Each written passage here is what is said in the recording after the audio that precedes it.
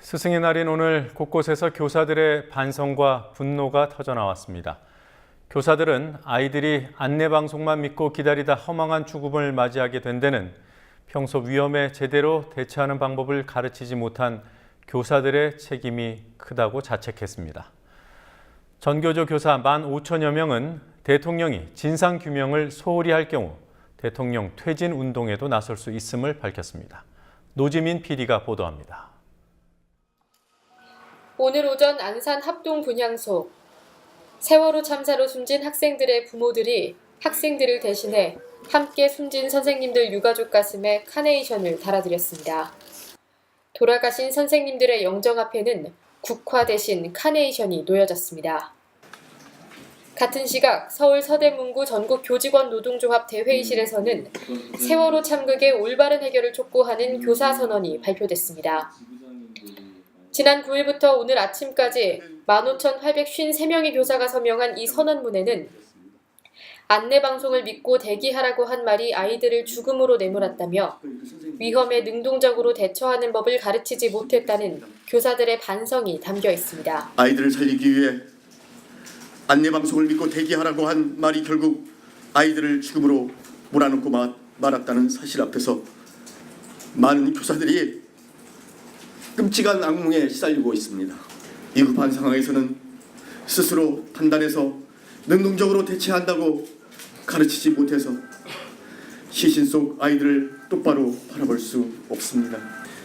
물이 차오르는 배 안에서 아이들이 죽음의 공포와 싸우고 있을 때 대통령께서는 공직자들에게 문책 위협을 하신 것 말고 무엇을 하셨습니까? 고귀한 생명을 하나라도 건질 수 있었던 사고 초기 단계, 그 금쪽 같은 시간에 정부가 보여준 모습은 혼선과 무능 그 자체였습니다.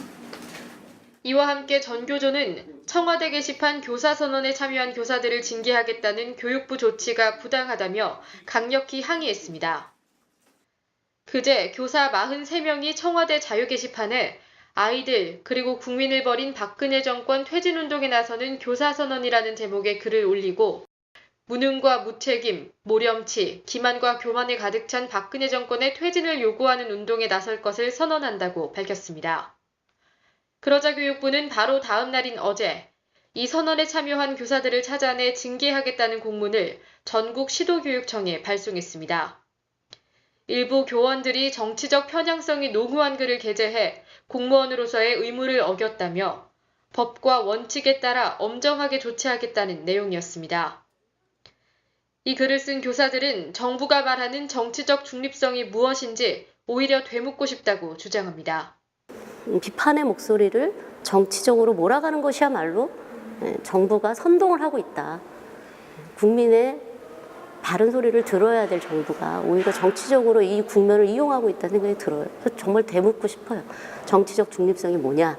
2014년 5월 14일 51번째 스승의 날을 맞은 교사들은 지금껏 있었던 잘못된 교육과 국가의 책임을 더 이상 묻어두지 않겠다고 다짐했습니다. 국민TV 뉴스 노지민입니다.